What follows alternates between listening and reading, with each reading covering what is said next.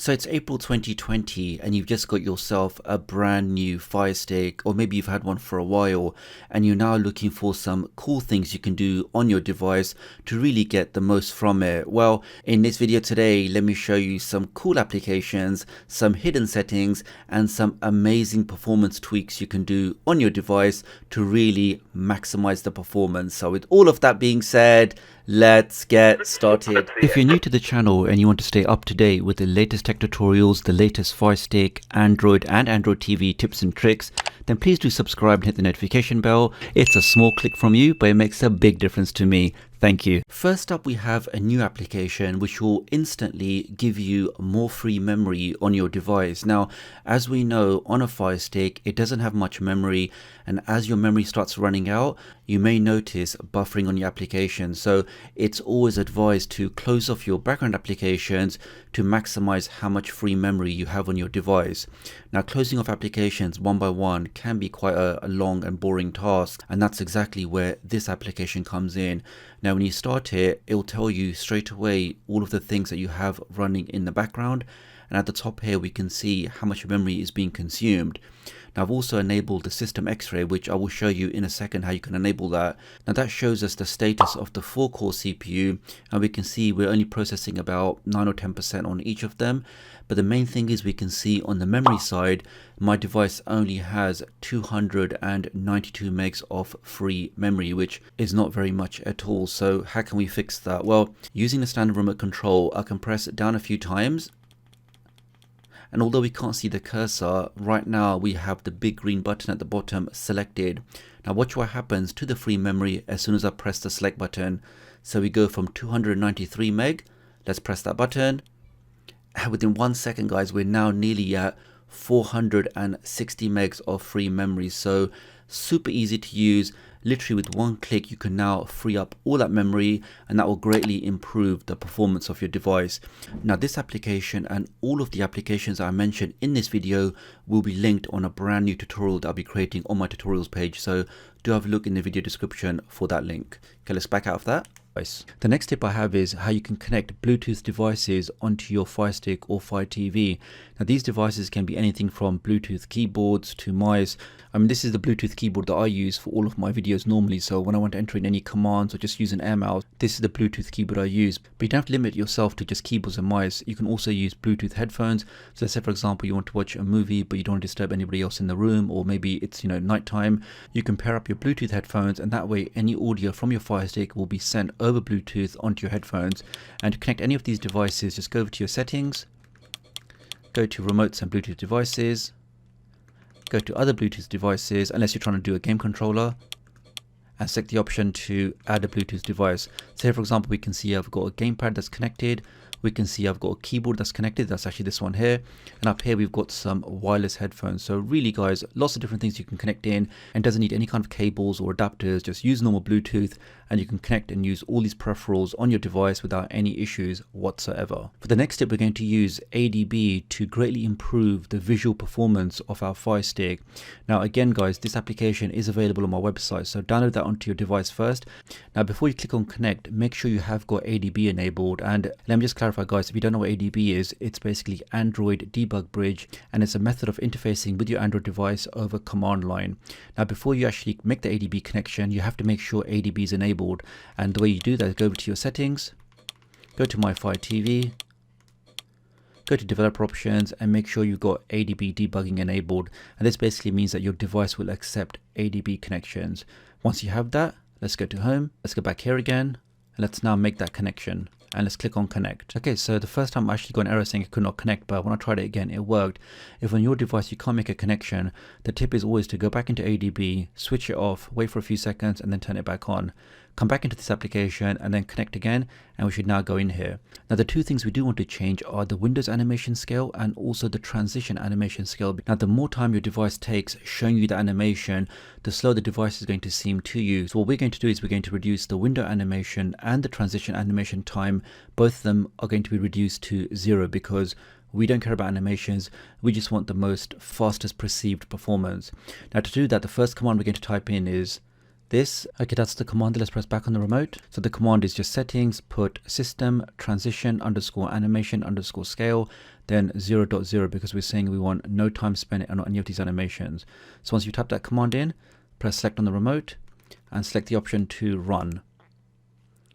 Okay, press back on the remote. We can see we get no error. We just get the next line. So that's the first command gone in, and the second command is very similar. Okay, so the second command is just settings, put system, then window underscore animation underscore scale, and again 0.0. Let's type that in, press the select on the remote, and let's click on run. Okay, that's also gone in. So we've now added in 2 commands to reduce the animation and the transition scale. Let's press the home key. So now guys, just moving around, and this should definitely give you a perceived boost in performance because your device is not waiting for those animations. Next up, we have some cool things you can do with the onboard assistant. Like, did you know, for example, you could say open settings, and within 1 second it takes you straight into settings. So we can use that to navigate around our device. We can also interact with other applications. So for example, I could say watch TechDoctorUK on YouTube. Getting that from YouTube. And within 1 second, and we can see that then opens up YouTube and takes you straight to my channel. So very easy to use your voice and navigate around these applications. And the last cool thing you can do is to use your voice to set timers and also reminders. And this was only added into the Firestick a few months ago. So I can say, for example, set a timer for 2 minutes. 2 minutes. Starting now. And we can see we get the time notification there, and we can also say set a reminder for 9 PM tomorrow to take out the laundry. Okay, I'll remind you tomorrow at 9 PM. And there it is. And now if you want to see your timers or your reminders, I can say show my reminders. Here is your upcoming reminder. There they are, and I can now cancel that if I want to. And lastly, show me my timers. Here are your timers. Okay, I can now also cancel that. So again guys, that's all built into your Firestick. Lots of great features, and you can access all of that using your voice on the remote control. Now if you are looking for a recommended start page which will be perfect for your online streaming journey, then I recommend opening up your browser, whether that's Silk or Firefox. Then I recommend clicking up here, and let's type in http://bit.ly/FS page. So F is for your Firestick, but of course works on any device. So FS page, and because it's the year 2020, let's type in 2020 and then click on go or press the play button on your remote. Now when you get to this site, you can basically just make this into a favorite. So let's go to the top here. Let's click on add bookmark.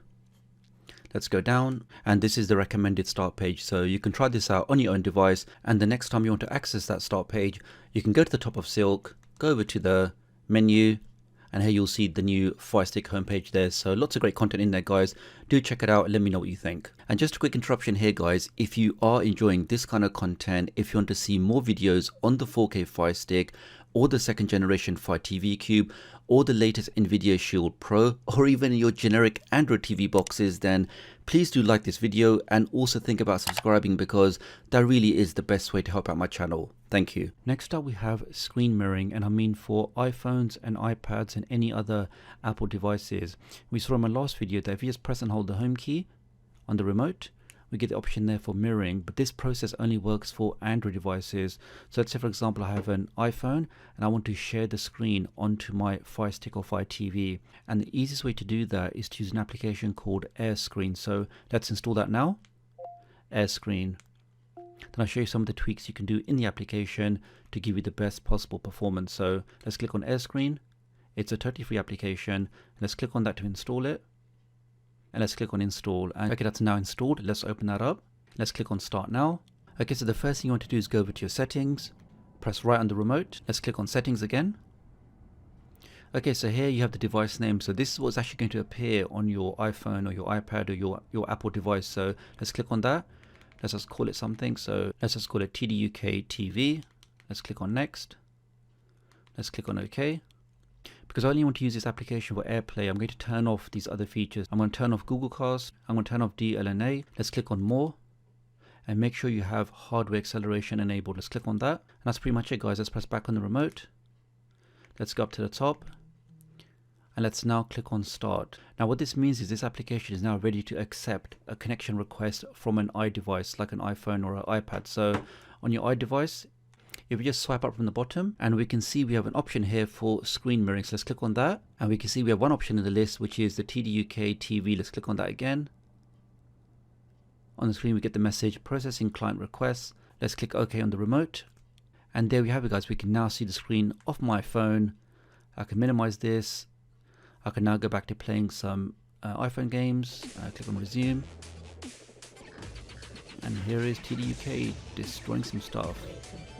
And of course, guys, wherever you do on your phone, whether you're watching something or playing a game or looking at photos, all of that will now be beamed directly onto your Fire TV, and it works exactly like that, guys. So really easy to use, and this will give you the full screen mirroring capability that we saw in my previous video, but just on your iOS device. Let's back out of that. Next up, we have how you can actually play Google Stadia on your 4K Fire Stick. So that's right, guys, what you're looking in the background there is actually my 4K Fire Stick. Now what I've done is I've paired my Xbox One controller just over Bluetooth onto my Fire Stick, and as we can see now, I can actually enjoy these latest generation games from the comfort of my sofa on my Fire Stick.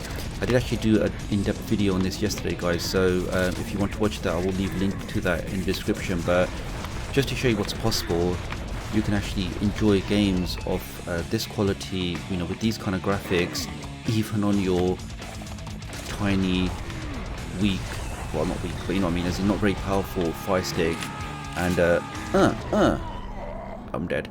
But just to show you that it is possible, guys. So if you do want to know exactly how you can do that, definitely do look in the pinned comment for the full steps on how you can also get Google Stadia working on your Fire Stick. Next up, we have you noticed sometimes when your device just gets a bit too choppy, navigating around the UI just seems a bit too laggy, and your device is just pretty much stuttering? Well, one of the best ways you can quickly alleviate that is to do a full restart. Now, I don't mean put your device to sleep by pressing and holding the home button for a few seconds and selecting the sleep option. I don't mean that. I mean actually restarting your device. Now the easiest way we can do that is just press the select button and then press the play button for 5 seconds. So let me do that now. So 1, 2, 3, 4, 5, and then we get that message there. So this is completely different to your device going to sleep, because when you actually restart the device, then all of those background processes, all of those things running in the background will actually all be terminated, and your device will be starting up from scratch. Kind of like when you restart your computer or your PC. Whereas when your device goes to sleep, all those things are still running in the background. So this is something I definitely recommend you guys do before you start your movie session or your streaming night. Definitely give your device a restart to give you maximum performance. Well, that's all for this video, guys. Many thanks for watching. I hope you did find at least some of those tips or those apps or those tweaks useful. If you did, please leave a like. If you want to see more stuff like this, then please do subscribe and hit the notification bell. I really do hope that everybody is staying home and staying safe. As always, I always appreciate your likes, your shares, your comments. So do let me know what you think. Leave me a comment below, and I'll hopefully catch up with you guys real soon. Thanks.